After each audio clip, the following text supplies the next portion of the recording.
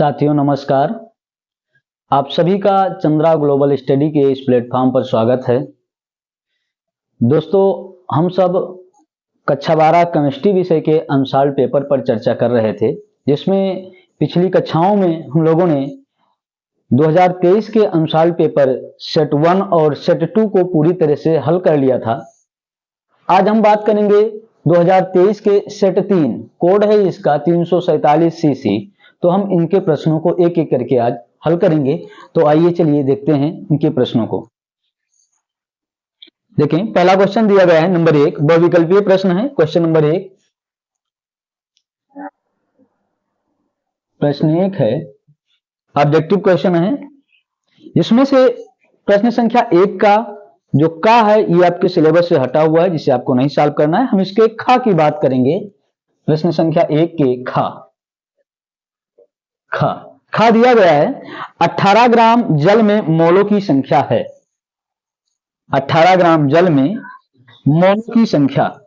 तो आप देखेंगे यहां जल का द्रव्यमान दिया गया है, H2O का द्रव्यमान यानी W की वैल्यू दी गई है 18 ग्राम। और अगर हम जल के अणुभार की बात करें, H2O का अणुभार यानी MW मॉलिक्यूलर वेट, तो ये होता है 18। अच्छा, जल के इसके मान दिया गया 180 ग्राम दिया गया, 180 ग्राम।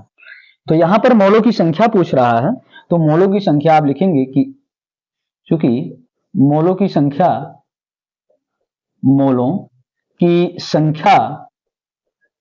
स्मॉल n बराबर फार्मूला होता है W बटे MW, वेट बटे मॉलिक्यूलर वेट। मान रखोगे वेट है 180 बटा मॉलिक्यूलर वेट 18, हल करोगे तो ये आ जाएगा 10 मोल। ये आपका आंसर होगा। और यहां आपके सवाल में जो विकल्प पहला दिया गया है, पहला विकल्प वो सही होगा। दूसरा क्वेश्चन है गा। क्वेश्चन नंबर गा दिया गया है, शून्य कोड की अभिक्रिया है। शून्य कोड की अभिक्रिया है जिसमें आपका जो इसका दूसरा विकल्प दिया गया है H2 प्लस Cl2। अच्छा, यहां इन प्रेजेंस ऑफ सनलाइट होना चाहिए, बनाता है 2HCl। तो ये आपके शून्य कोड की अभिक्रिया का विकल्प है और यही सही है। घा दिया गया है इसी का घा है क्वेश्चन। फार्मेलिन जलीय विलयन है, फार्मेलिन। और अब जानते हैं फार्मेलिन जो होता है वो फॉर्मेल्डिहाइड का 40% जलीय विलयन होता है। तो इसका विकल्प सेकंड सही होगा, फॉर्मेल्डिहाइड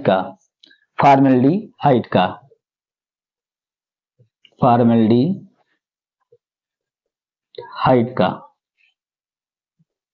ये विकल्प सही होगा। और फिर अगला है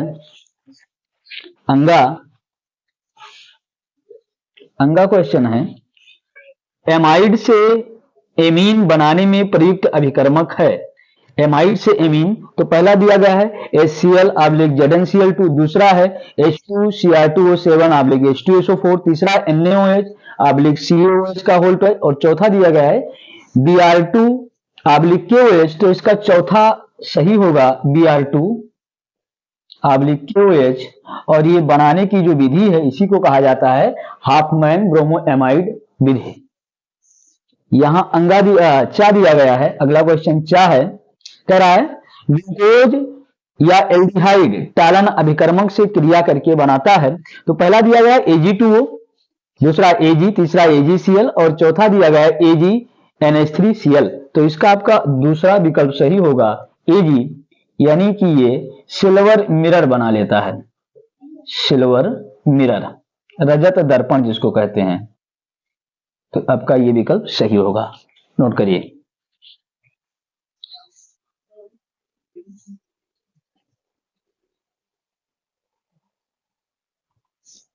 उम्मीद है आपने इसे लिख लिया होगा। तो चलिए हम प्रश्न संख्या 2 की ओर चलते हैं।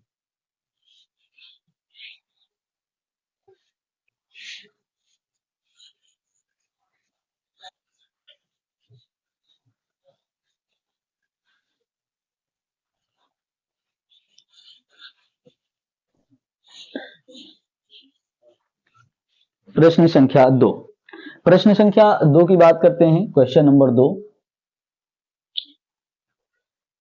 क्वेश्चन नंबर में जो पहला सवाल है सिलेबस से हटा हुआ है, नहीं हल करना है हमें। हम क्वेश्चन नंबर इसका खा हल करेंगे, 2 का खा।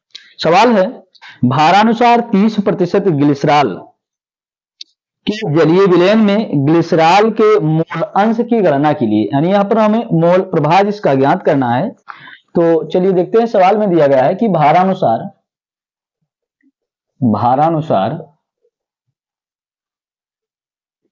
30% ग्लिसरॉल, और ग्लिसरॉल का यहां पर फार्मूला दे दिया है इसने C3H8O3, C3H8O3 ये दिया गया है। तो हम यहां से लिख सकते हैं कि C3H8O3 का द्रव्यमान यानी इसका स्मॉल w, तो ये हो जाएगा हमारा 30 ग्राम।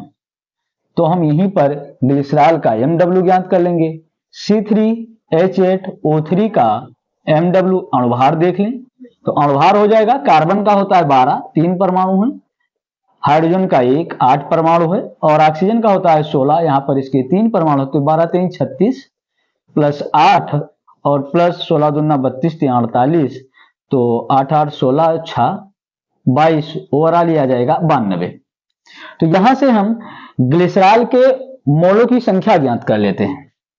तो C3H8O3 का N, तो हम यहां पर N के लिए चाहो तो आप स्मॉल n मान लीजिए, तो इसको हम लिख देते हैं स्मॉल n बराबर हो जाएगा भार बटे अणुभार यानी 30/92। और जब हम इस 30/92 को हल करते हैं तो इसका मान मिलता है 0.33, तो ये हमें n का मान मिल गया।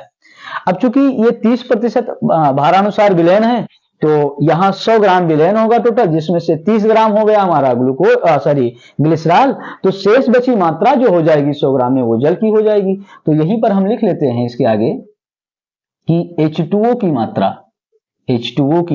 मात्रा, तो H2O की मात्रा हम यहां पर लिख लेंगे, क्या होगा देखते हैं। H2O की मात्रा हो जाएगी 100 माइनस 30 बराबर 70 ग्राम, ये हो जाएगी H2O की मात्रा। H2O का अणुभार देख लेते हैं, ये स्मॉल w से लिख देते हैं H2O का अणुभार यानी mw, तो mw हो जाएगा इसका 18। तो इसलिए H2O का मोलों की संख्या, तो इसको मोलों की संख्या को हम कैपिटल N से दिखा देते हैं, तो ये हो जाएगा 70/18, भाग करेंगे तो 18 3 54, 18 चौक 72, ज्यादा हो जाएगा, तो 3.8 के लगभग में इसकी वैल्यू आएगी, मान मिलेगा हमें 3.89, ये इसके मोलों की संख्या मिल गई।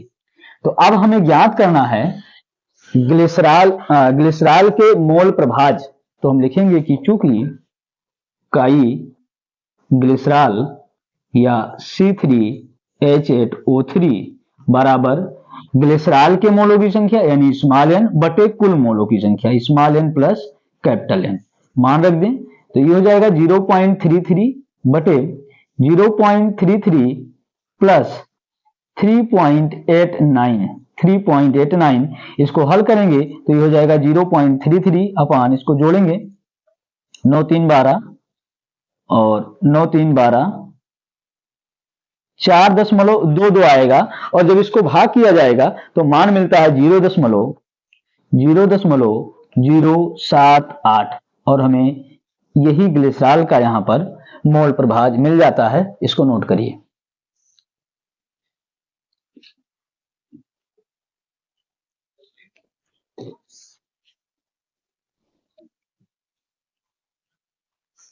उम्मीद है लिख लिया होगा आपने इसे। चलिए आगे एक प्रश्न की ओर चलते हैं।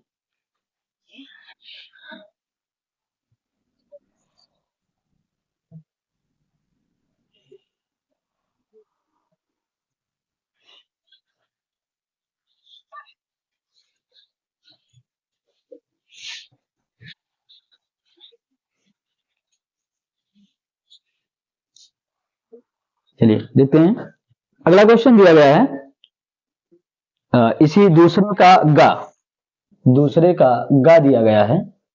प्रश्न है डेनियल सेल के लिए मानक इलेक्ट्रोड विभव का मान 1.1 वोल्ट है। निम्न अभिक्रिया के लिए मानक गिब्ज ऊर्जा के मान की गणना कीजिए। और अभिक्रिया लिखी हुई है Zn solid state plus Cu+2 aqueous है, जलीय विलयन है, और ये बनाता है Zn+2 एक्वस और प्लस Cu कॉपर जो कि जो है यहाँ पर सॉलिड स्टेट में दिया गया है। मान दिया गया है मानक इलेक्ट्रोड विभव यानी E0 सेल का मान इसने दे दिया है और ये मान है 1.1 वोल्ट। आप अगर यहां पर देखोगे तो कितने इलेक्ट्रॉनों का स्थानांतरण हो रहा है, तो हम देख रहे हैं Cu+2 आयन यहाँ पर Zn+2 आयन बना रहा है। यानी अगर N की बात किया जाए स्थानांतरित इलेक्ट्रॉनों की संख्या तो वो दी गई है यहाँ पर 2। अब यहां पर हम लिख लेते हैं गिब्ज ऊर्जा के सूत्र को। तो यहां पर होता है गिब्ज ऊर्जा बराबर गिब्ज ऊर्जा, और इस गिब्ज ऊर्जा को हम प्रदर्शित कर देते हैं G0 से। तो मान होता है डेल्टा G0 बराबर -NF E0 सेल, और यहीं पर हम वैल्यू को रख देते हैं। तो यहां पर देखेंगे N का मान दिया गया है 2, F फैराडे नियतांक है जिसका मान होता है 96,500, और E0 सेल का मान दिया गया है 1.1 वोल्ट। गुणा कर लेंगे यहां पर तो ये मिल जाएगा 0, 2 पंचे 10, 2 छक 12, 1 13, 2 9 18, 1 19, और गुणे 1.1 गुणा करोगे 1 2 3 0 है, 11 3 33, 3 11 9 99, और 3 102, 10 11 कम 11 और 10 11 10 21, ये आएगा। एक अंक पर यहाँ पर दशमलव लगा देंगे तो यहाँ पर मिल जाएगा इतने जूल प्रति मोल। और जब हम इसको और सार्थक अंकों में लिखना चाहें तो लिख सकते हैं 212.3 किलो जूल प्रति मोल। ये गिब्ज ऊर्जा का मान हो जाएगा, इसको नोट करिए।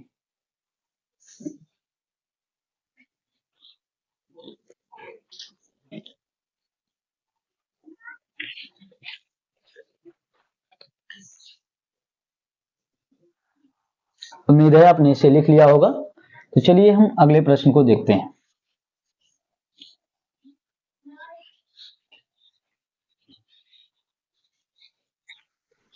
अगला क्वेश्चन दिया गया है, हाँ घा इसका जो है यह है विद्युत कण संचलन को समझाइए, सिलेबस से हटा हुआ है, इसको हमें नहीं करना है। तो अब आता है क्वेश्चन नंबर 3। तो चलिए देखते हैं क्वेश्चन नंबर 3 को। क्वेश्चन नंबर 3 ये दिया गया है, इसका भी पहला क्वेश्चन हमारे सिलेबस में नहीं है, दूसरा भी नहीं है। इसका जो गा दिया गया है वो हमारे सिलेबस में है, तो इसको हम हल करेंगे गा। और गा में लिखा है उपसाह संयोजन संख्या को उदाहरण द्वारा समझाइए। उपसाह संयोजन संख्या, उपसाह संयोजन संख्या को उदाहरण द्वारा समझाइए। तो पहले हम इसकी परिभाषा लिखते हैं और फिर इसको उदाहरण लिख लेते हैं। तो इसका परिभाषा लिखेंगे, आप लिखें किसी उपसाह संयोजी यौगिक में, लिखेंगे किसी उपसाह संयोजी यौगिक में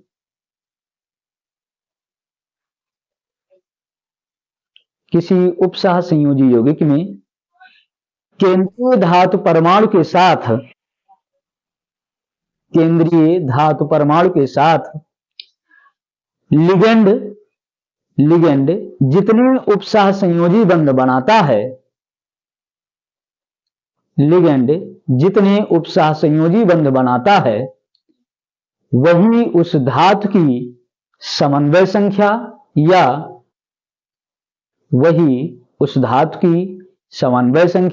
या उपसाह संयोजन संख्या कहलाती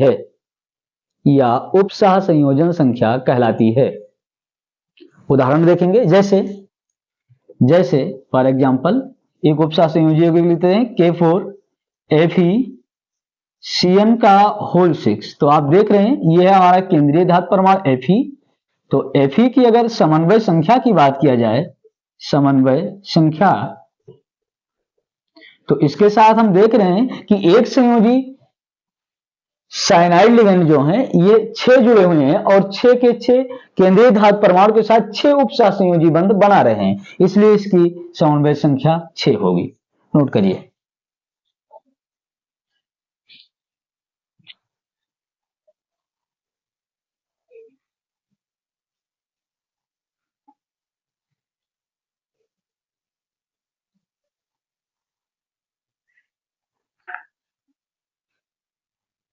चलिए अगला क्वेश्चन देखते हैं।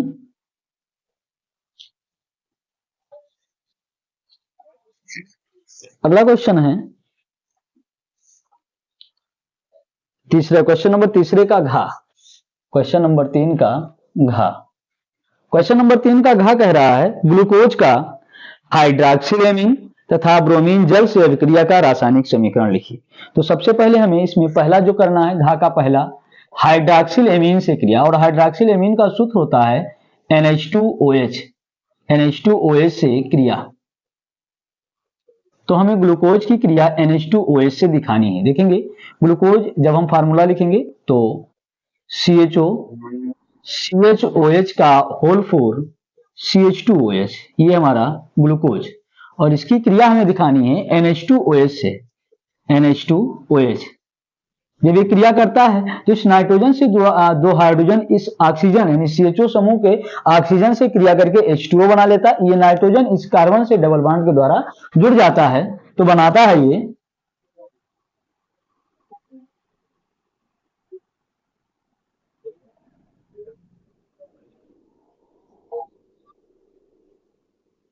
CHOH का होल 4 CH2OH, और यहीं से डबल बॉन्ड के द्वारा जुड़ जाता है NN, और इससे जुड़ा होता है OH प्लस H2O।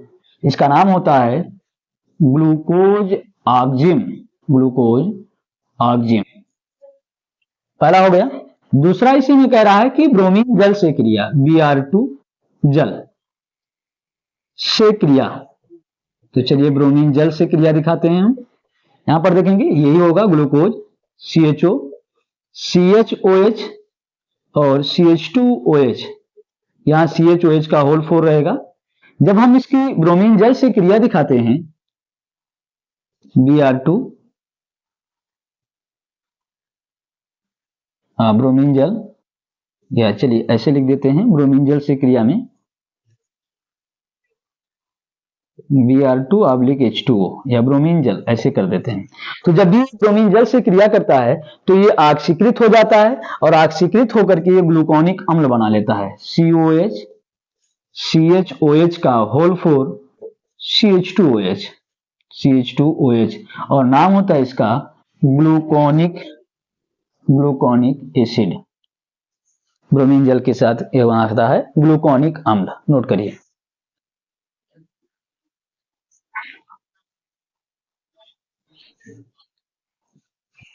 तो दोस्तों उम्मीद है आपको ये वीडियो समझ में आई होगी।